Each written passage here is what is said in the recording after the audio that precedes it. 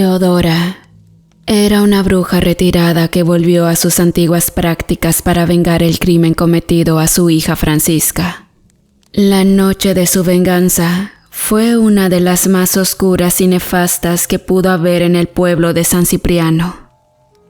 En esta narración se contarán los hechos ocurridos posteriormente a aquella horrible noche. El capitán del cuerpo de seguridad se había encontrado en el jaripeo con Teodora y con la intención de acabar con ella, disparó su revólver ante la figura de la mujer que se desplazaba a unos cuantos metros de él en dirección al pueblo. El arma se detonó, mas no logró herir de ninguna manera a Teodora. El capitán lanzó una maldición e intentó volver a cargar el arma. Entonces escuchó a sus espaldas una satánica voz que le dijo: Podrás matar a Teodora, pero eso no los librará de la desgracia que el destino le depara a este desgraciado pueblo. El capitán se paralizó del miedo y, siendo incapaz de volver la mirada, se escabulló por los oscuros pasillos e intentó buscar la salida lo más pronto posible. En su trayecto vio cómo los enormes toros ingresaban en fila al centro de la plaza y desde una rendija presenció cómo los cornudos destrozaban el cuerpo de don Pablo hasta que por fin acabaron con su vida. La sangrienta escena dejó helado al capitán, mas seguidamente observó cómo Teodora salía del recinto y se movilizaba en dirección a la iglesia. Con desconcierto vio cómo la mujer entraba al templo por uno de los laterales, sembrando esto muchas dudas en él. ¿Podría ser posible que el sacerdote fuera cómplice de la bruja? Pues claro, ya que era el único personaje que la había defendido públicamente todo el tiempo. Mas, sintiéndose incapaz de averiguarlo por sí solo, se fue de inmediato hasta el cuartel, con la intención de buscar refuerzos que lo secundaran al momento de confrontar al sacerdote. En el templo, el padre Evaristo, como se llamaba el clérigo, sostuvo una breve conversación con Teodora antes que ésta fuera aplastada por la pesada imagen de yeso de San Cipriano. Imagen que se encontraba montada en lo alto de una marquesina y desde donde se precipitó por sí sola. El padre Evaristo le dio la absolución a Teodora y luego, con mucha piedad, cubrió el cuerpo con una sábana blanca mientras rezaba a Dios por su alma. A continuación, vio aparecer una figura delgada y de largas enaguas que entraba por una de las puertas, con los hombros encogidos y las manos entrelazadas. Era Francisca, hija de Teodora, quien al ver el cuerpo sin vida de su madre tirado en el suelo, se echó a llorar desconsoladamente mientras se acercaba diciendo: «Madre, me has dejado sola en este lugar tan injusto. ¿Cómo le haré ahora yo para enfrentar a tan crueles personas?». Al mirar a la joven, el padre se acercó a ella y la consoló diciendo: «No te preocupes, muchacha, yo estoy de tu lado. No voy a permitir que te pase algo malo a manos de esta gente sin conciencia».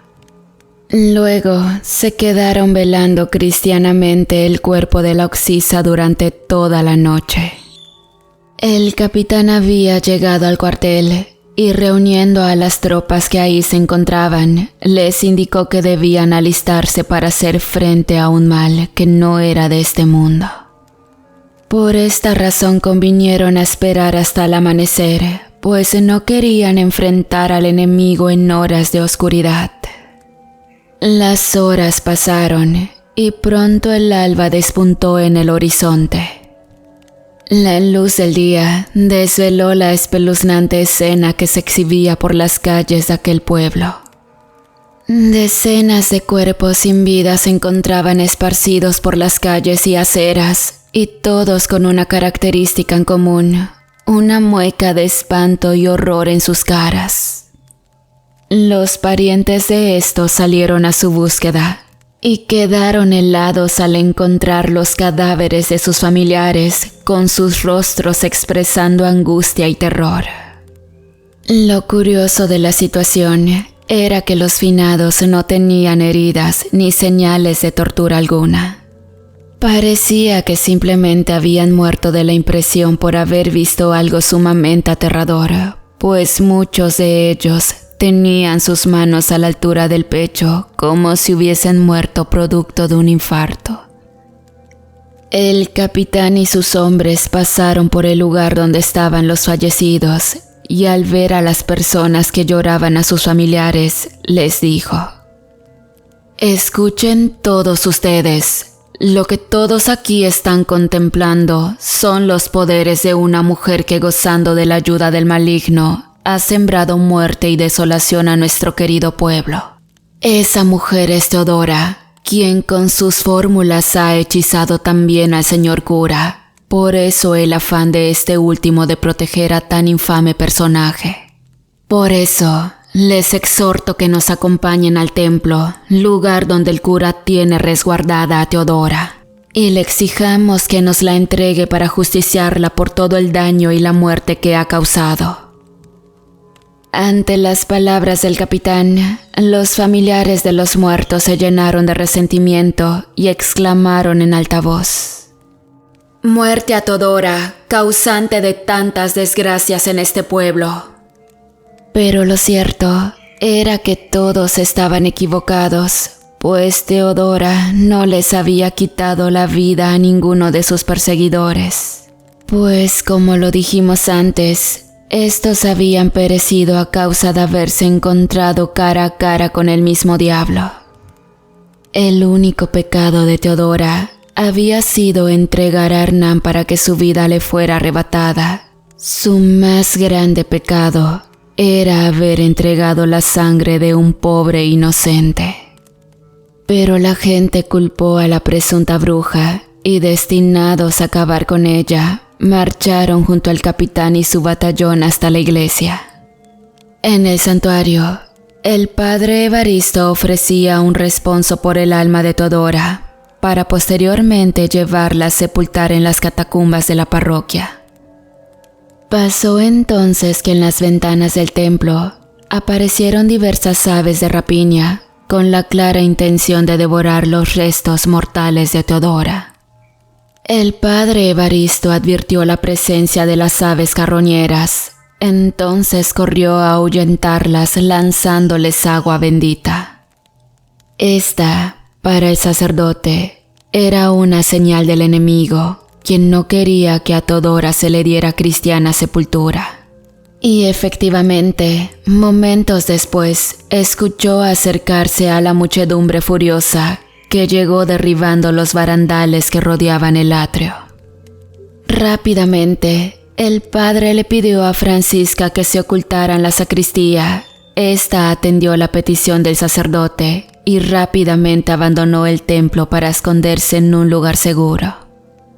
Los disgustados pobladores empujaron las puertas del templo hasta que lograron abrirlas.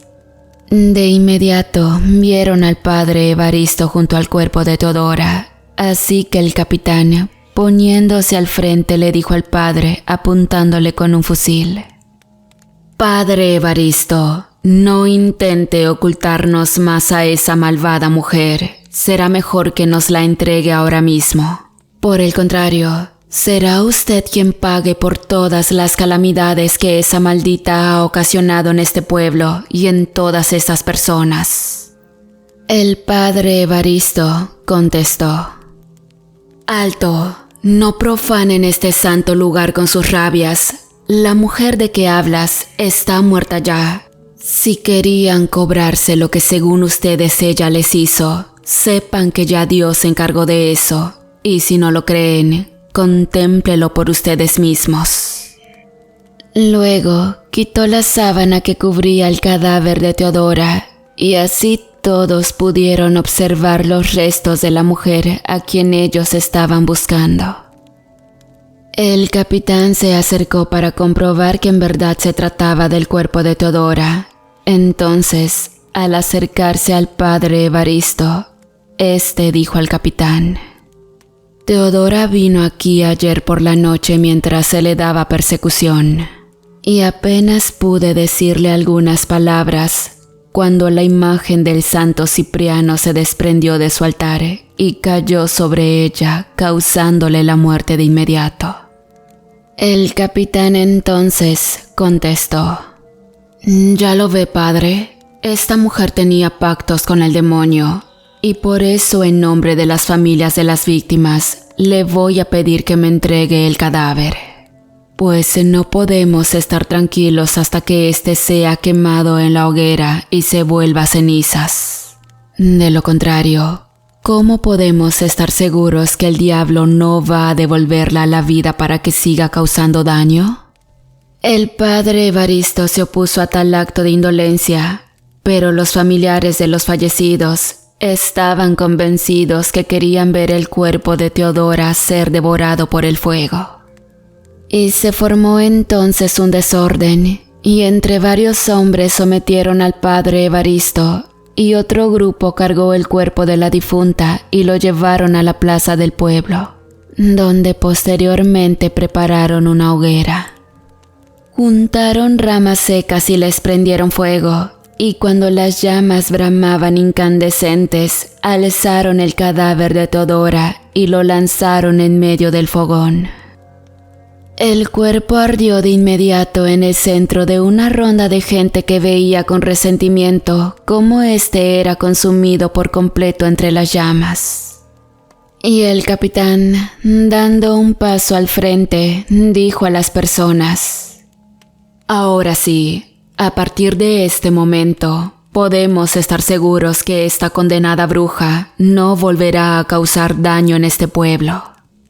La gente aplaudió satisfecha, pero entonces, en ese momento, el fuego crujió embravecido.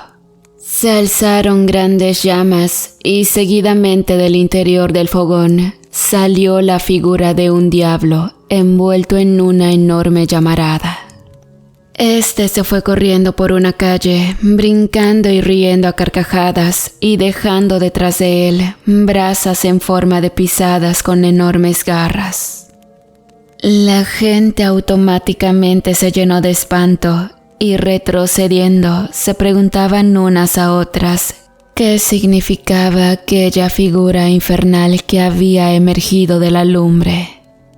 El capitán exclamó: ¿Han visto ustedes eso? Eso que ha salido de las llamas es el mismo diablo, quien estaba residiendo dentro del cadáver de la bruja Teodora. Ahora debemos estar seguros que hemos logrado ahuyentarlo de nuestro pueblo. Las palabras del capitán no parecían aplacar el miedo que se apoderó rápidamente de todos los presentes. Así que muchos de ellos, cambiando drásticamente de opinión, corrieron hacia el templo para pedir perdón a Dios por los actos que acababan de cometer. Solo algunos pocos se quedaron alrededor del fogón, entre ellos la prometida del juez y la esposa del médico, los hombres que habían asolapado el reprochable crimen de don Pablo unos días atrás. En los días posteriores, el padre Evaristo acompañó a una gran parte de los deudos de los fallecidos a darle sepultura a sus familiares, los cuales, por miedo, se volvieron más devotos a la iglesia y pedían continuamente a San Cipriano su protección contra las fuerzas del infierno.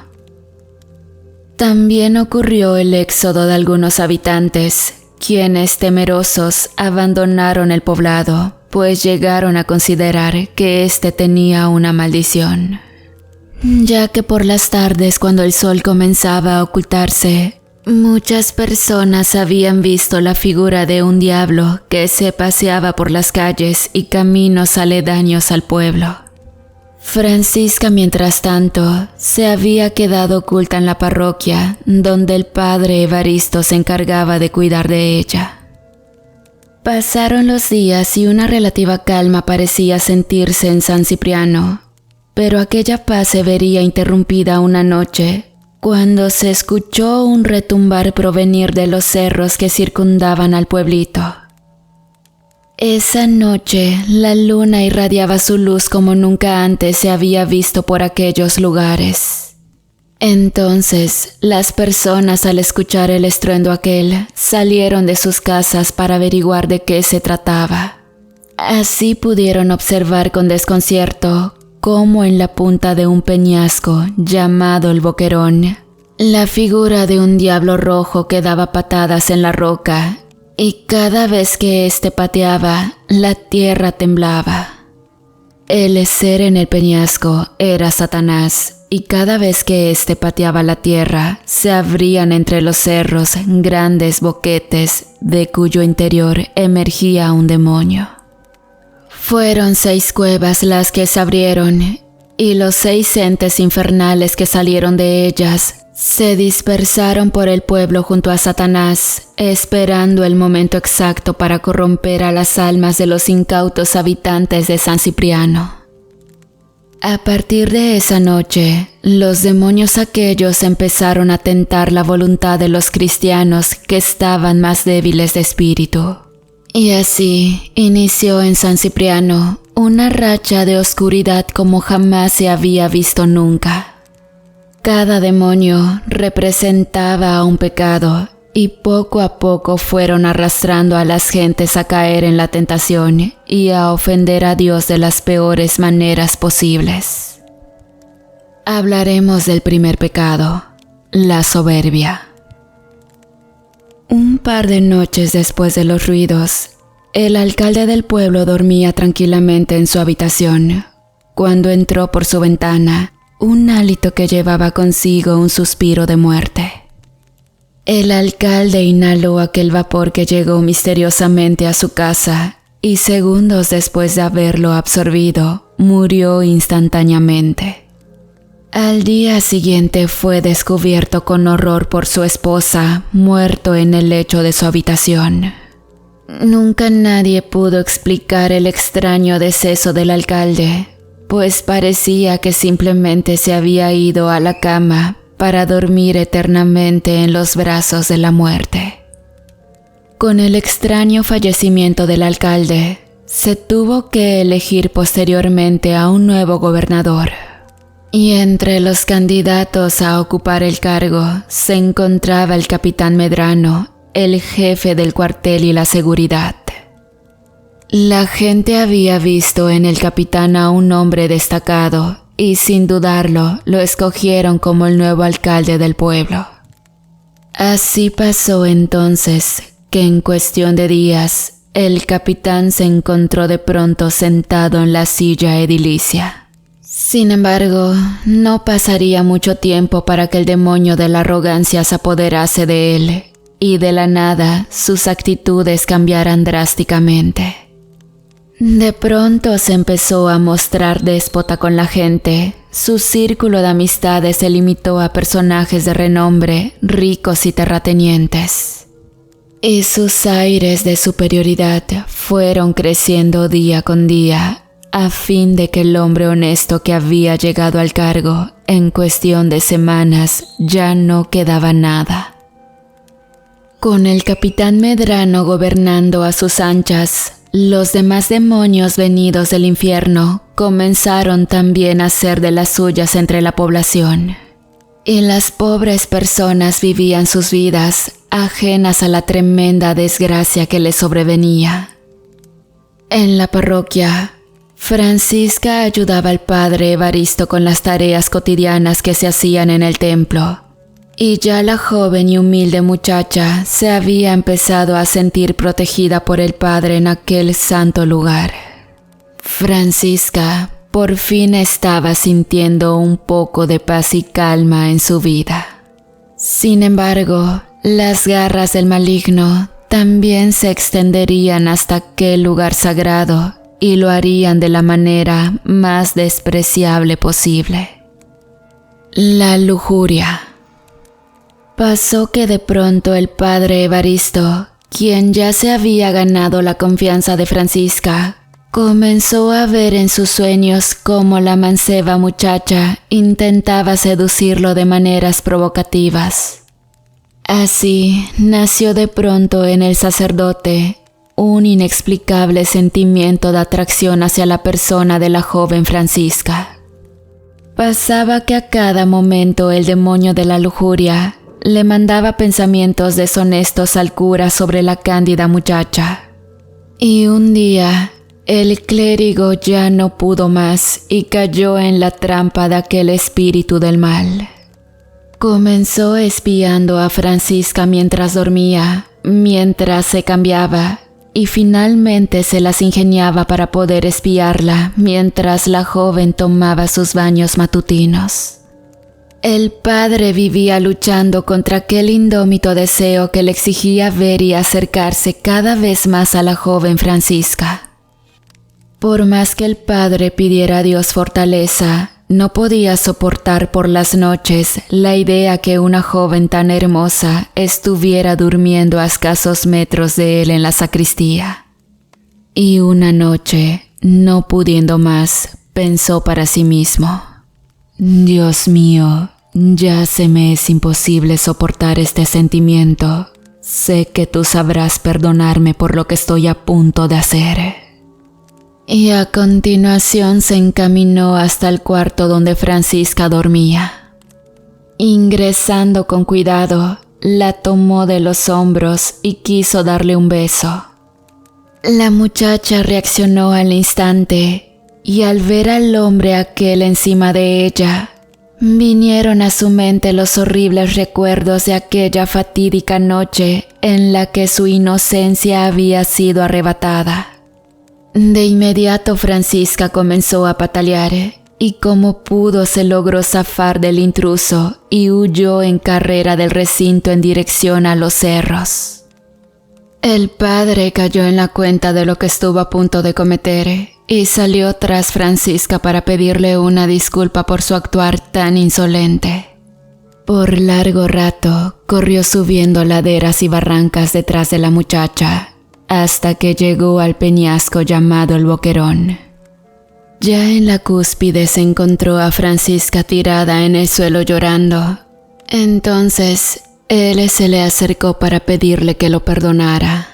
Pero a medida que se acercaba, el cuerpo de Francisca se iba desvaneciendo hasta quedar convertido en una especie de sombra. Desconcertado, el sacerdote retrocedió sin saber qué pasaba. Luego resonaron en su cabeza las siguientes palabras: El sexto mandamiento dice: no cometerás acciones impuras. Estas palabras se repitieron una y otra vez en su cabeza, mientras el padre Evaristo retrocedía, hasta que se encontró de pronto al filo del peñasco. Y dando un último paso, se precipitó de espaldas en el inmenso abismo. Naturalmente, el padre Evaristo no sobrevivió a la caída, y a partir de esa noche, la parroquia de San Cipriano se quedó sin sacerdote. Con la iglesia sin que nadie la dirigiera, los demás demonios hicieron sentir también su poder sobre los habitantes del poblado. Hablaremos del tercer pecado, la gula. Con el capitán Medrano al mando del pueblo, como dijimos anteriormente, se comenzó a irrespetar las leyes que antes habían existido y que eran las que mantenían el orden y la paz entre los vecinos. Se comenzaron a instalar de pronto un sinnúmero de cantinas, burdeles, casas de apuestas y casinos, lugares donde la deshonestidad estaba presente día y noche. En las cantinas, las personas bebían hasta perder la conciencia, y su deseo por consumir más y más licor parecía no tener saciedad. Así que muchas personas comenzaron a morir intoxicadas afuera de los expendios, sin que nadie de los transeúntes se preocupara por asistirlas. Los campesinos que trabajaban para los más poderosos recibían salarios tan mínimos que no les alcanzaba ni para comer, mientras que sus patrones comían y comían hasta el hartazo. A raíz de esto, los que veían cómo su miseria crecía con los días, comenzaron a delinquir con tal de conseguir algo de alimento para sus familias. Sin embargo, y aún con eso, el desperdicio de unos empezaron a aumentar el hambre y la necesidad de muchos otros. Aún en esos momentos, había muchas personas piadosas que diario iban al templo y celebraban la palabra de Dios. Ahí, estos se preguntaban qué habría pasado con el padre Evaristo, pero nadie sabía nada sobre su paradero. El cuarto pecado, la pereza. Poco a poco, el demonio de la pereza hizo sentir su poder. De forma discreta fue enfriando los corazones de los fieles que se reunían en la casa de Dios. Entonces, estos dejaron repentinamente de asistir a la iglesia. Se volvieron apáticos y les daba igual que hubiera algún vecino suyo que estuviera sufriendo las injusticias del nuevo edil, pues simplemente no tenían la más mínima voluntad de ayudar a sus semejantes. Así, hubo muchas personas que por simple desidia de los demás comenzaron a verse en el abandono y el sufrimiento. La pereza hizo que finalmente el templo fuera quedando más y más vacío, pues la gente no quería salir de sus casas y aquel simple hecho de asistir a la iglesia les daba flojera. Solo unas cuantas personas se acercaban día con día al templo con gran fe, a pedir a Dios su asistencia en aquellos amargos tiempos que recién comenzaban. El gobernador Medrano, quien ahora se sentía un ser superior, tuvo reuniones con los personajes más poderosos del pueblo para planificar negocios en los que pudiera ver sus ganancias crecer. Y entonces apareció el siguiente ser infernal: la avaricia.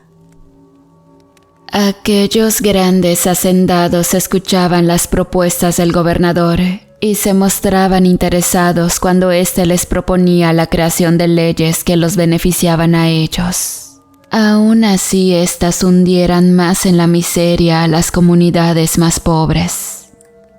Debido a esas leyes, se expropiaron tierras y recursos naturales, se obligó a pagar impuestos elevados a las clases obreras y se les eximía de estos mismos a los poderosos. Todo con la finalidad de volver a los ricos más ricos y a los pobres más pobres. Con el pasar del tiempo, las pocas riquezas que aquel poblado tenía pasaron a manos de unos pocos. Y miles de personas comenzaron a padecer largos periodos de hambruna, donde algunos de ellos no lograron soportarlos y comenzaron a morir por inanición. El demonio de la avaricia cegó a los poderosos y hacendados, impidiendo que vieran cómo los desprotegidos sucumbían por no tener ni siquiera para comer. La consecuencia de todo esto fue aprovechada por el siguiente espíritu de los avernos: la ira. Aquellos actos de injusticia descarada cometidos por los acaudalados conllevaron que un gran número de pobres campesinos se llenaran de odio y de rabia contra ellos. De modo que se organizaron en grandes grupos para cobrar venganza por los malos tratos recibidos. Fue entonces que durante las noches y las madrugadas, muchas fincas fueron destruidas. Moliendas y grandes áreas de sembrado fueron robadas y algunas mansiones y casas de ricos fueron quemadas en señal de protesta. Las bodegas donde los ricos almacenaban sus granos fueron vaciadas y solo de esa manera los oprimidos campesinos lograron obtener un poco de alimento para sus familias. Los más resentidos llegaron a atacar directamente a los poderosos y de pronto muchos de los hacendados desaparecieron misteriosamente y nadie volvió a saber nada de ellos. Los grupos de campesinos enfurecidos pronto comenzaron a presionar al alcalde Medrano para que les diera un trato digno, haciendo que las fuerzas de seguridad fueran desplegadas por todo el poblado para someter a los insurgentes. Soldados y policías patrullaban calles y campos con la intención que ningún campesino quisiera sublevarse ante sus superiores. Pero los cuerpos de seguridad no imaginaban que por más que sometieran a los insurrectos, el siguiente ser infernal iba a sembrar la discordia entre los poderosos. La envidia. Finalmente, entre los mismos millonarios comenzó a haber de pronto muchas diferencias. Unos veían como otros lucraban más en los negocios, mientras que ellos comenzaron a ver pérdidas. Sobre todo aquellos a los que los campesinos habían destruido grandes extensiones de terreno, incluidos muchos de los cuales habían obtenido de formas ilegales, eran quienes sentían más celos de sus camaradas. Una discordia desmesurada y una gran incomodidad nació entre socios. Nadie confiaba ya en nadie, y las consecuencias de estos recelos muchas veces eran mortales.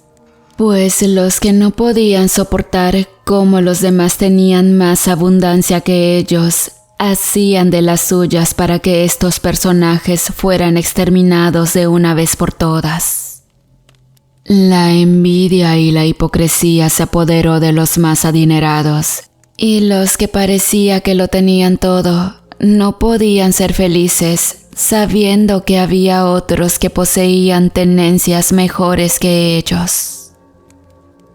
Aquellos seres infernales, los 7 pecados capitales, habían llegado para reinar en el pueblo de San Cipriano, y con el pasar de los días, la situación era cada vez más desoladora. Mientras en el poblado el caos reinaba día con día, Francisca permanecía en el bosque sobreviviendo de comer frutos y semillas que encontraba en su camino. Pasó que una mañana, mientras recogía algunas nueces para comer, vio una luz resplandeciente como el mismo sol que se acercaba hacia ella entre los arbustos. Francisca se asustó al ver aquel resplandor, pero a continuación escuchó una dulce voz que le dijo: «Francisca, soy tu madre y he venido del más allá para darte un mensaje». Francisca reconoció la voz de su madre, entonces preguntó emocionada: «¿Madre, en verdad eres tú?». La voz que provenía de la luz contestó: «Así es, hija mía, y vengo para anunciarte que Dios te ha encomendado una misión. Quiere pedirte que vayas a San Cipriano y le des este mensaje a todos sus habitantes. Gente de San Cipriano, escuchen este mensaje. Dios les pide que vuelvan nuevamente sus ojos a Él. Confíen en su poder y su misericordia, y solo así las fuerzas del infierno no tendrán poder contra ustedes». Francisca hizo un gesto de aflicción y respondió: «Pero madre, esa gente es capaz de acabar con mi vida si yo vuelvo a ese lugar». Teodora respondió: «Eso no será así. Si tú haces lo que Dios te pide, Él te cuidará en todo momento y nada malo te pasará». Luego continuó: «Hija mía, si tú ayudas a esa gente, muchas almas podrán salvarse, porque la misericordia de Dios es infinita. Tanto así que a mí me ha permitido purgar mis muchos pecados para obtener así un lugar en el cielo». Francisca sentía miedo de hacer lo que su madre le pedía, pero entonces la voz de Teodora dijo: No te preocupes, hija mía, que yo también estaré a tu lado cuando lleves el mensaje a la gente del pueblo. Finalmente, Francisca se llenó de valor y atendió la petición que le había anunciado su madre. Esa misma tarde bajó al pueblo y al llegar se encontró ahí un escenario muy desolador. Había soldados por todos lados y apenas unas cuantas personas que transitaban con caras de angustia las avenidas. Francisca hizo a continuación lo primero que se vino a su cabeza y se fue rápidamente directo hasta el templo. Al llegar ahí, Francisca subió hasta el campanario y, decidida a lo que iba, comenzó a repicar las campanas llamando a misa. El tañer de las campanas se escuchó en todo el pueblo y la gente curiosa salió de donde se encontraban para saber de qué se trataba el ruido. Los soldados que patrullaban las calles también volvieron sus miradas hacia el templo. Incluso el nuevo alcalde se asomó por la ventana del cabildo para averiguar qué era lo que estaba pasando. Igual los entes demoníacos reaccionaron al sonido de las campanas y se estremecieron furiosos. Desde lo alto del campanario, Francisca les gritó a las personas que se habían acercado a la plaza enfrente a la iglesia: «Pobladores de San Cipriano, escuchen muy bien lo que les vengo a decir. Para que todas las injusticias y desgracias acaben en este pueblo, es necesario recuperar la fe que se ha perdido en Dios Todopoderoso. Solo si depositamos nuestra confianza en Él, es como vamos a salir de este holocausto». Las personas reconocieron a Francisca y se dijeron entre ellas: ¿Es que acaso no es esta la hija de la bruja Teodora? Eso los llenó de confusión, pues no entendían cómo la hija de una hechicera podía estar hablándoles de Dios. Los demonios se enfurecieron e intentaron perturbar la mente de las personas, y les ordenaron a las legiones de demonios que estos comandaban que atormentaran a todos los presentes y los incitaran a capturar a Francisca, pues la veían como una amenaza. De un momento a otro, todo el poblado se vio inundado de seres infernales que revoloteaban de un lado para otro, causando el terror en las personas. Sin embargo, de pronto se escuchó un trueno en lo alto de la bóveda celeste.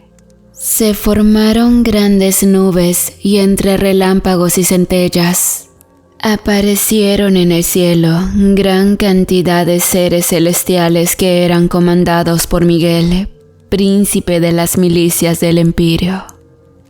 Las huestes celestiales descendieron a la tierra mientras en el firmamento resonaron las siguientes palabras: «¿Quién como Dios Todopoderoso, Alfa y Omega, principio y fin? Deja de atormentar a este pueblo, bestia del Averno, pues así dice la palabra de Dios. Al Señor, tu Dios, pertenecen el cielo y lo más alto del cielo, la tierra y todo lo que hay en ella». A continuación, las virtudes lucharon contra los demonios, mientras las gentes, llenándose de espanto, caían al suelo rostro en tierra y pedían a Dios los liberase de todo mal en aquella batalla tan apocalíptica. Entre destellos que iluminaban todo el orbe, los ángeles encadenaban a los diablos y los hacían descender hasta la profundidad de los avernos. Entonces, Satanás rugió encolerizado y quiso hacerle daño a las personas que yacían de rodillas, implorando a Dios que los protegiera de aquella visión tan tremebunda que estaban presenciando. Pero el arcángel Miguel se impuso ante el demonio y le dijo con voz de trueno: «Vuelve a tus aposentos, Satanás». Luego, Con su espada que brillaba más que el sol, lo hacía retorcerse mientras lo lanzaba hasta la tierra. La batalla entre el ejército de Miguel y los demonios se extendió durante toda la noche, mientras los ángeles de la guarda acompañaban y consolaban a las personas en aquel tremendo abatimiento. Los cielos se estremecían entre truenos y grandes relámpagos. Entonces los seres del inframundo no pudieron pelear más. Una vez más, Satanás y sus secuaces se vieron superados por el ejército del cielo. Y todos los seres del abismo que estaban atormentando al pueblo de San Cipriano fueron devueltos a las sombras por Miguel y sus ángeles. Las personas que yacían postradas en el suelo poco a poco se comenzaron a incorporar, pero ya para ese entonces la visión que habían tenido había terminado. Sin poder salir de su asombro por aquella portentosa visión, unos a otros, conocidos y desconocidos, quisieron reconciliarse como una muestra de arrepentimiento por los agravios que habían provocado unos a otros. Después de aquel impresionante suceso, las cosas marcharon bien para el poblado. Los ricos y poderosos devolvieron todo lo que estaba en su poder, con la intención que todos los habitantes del pueblo tuvieran por igual las mismas condiciones de vida.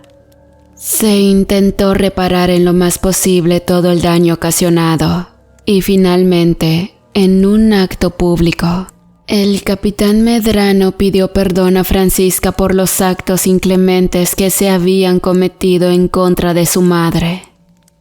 Francisca, quien también había sentido un renacer en su corazón, dijo no sentir resentimiento contra nadie, pues sabía que su madre siempre estaría junto a ella, guiándola y cuidándola como su ángel de la guarda. Un tiempo después, un nuevo cura llegó a la iglesia y de nuevo el templo volvió a estar lleno de personas deseosos de escuchar misa. Poco a poco, el pueblo de San Cipriano volvió a ser un pueblo próspero y con el tiempo comenzó a dejar atrás aquella etapa tan dolorosa de su historia y se dedicó a vivir en paz y en armonía. Pasó el tiempo. Y un día, unos niños habían subido hasta el boquerón en busca de leña para sus casas. El sol ya estaba descendiendo, entonces repararon que era hora de volver a casa.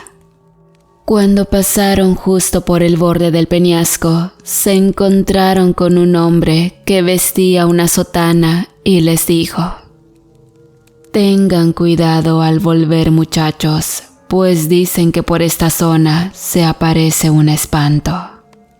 Los niños vieron fijamente la cara del sacerdote, a quien se le dibujó una macabra sonrisa en su pálida cara. Seguidamente el cura se dio la vuelta y se lanzó por el precipicio.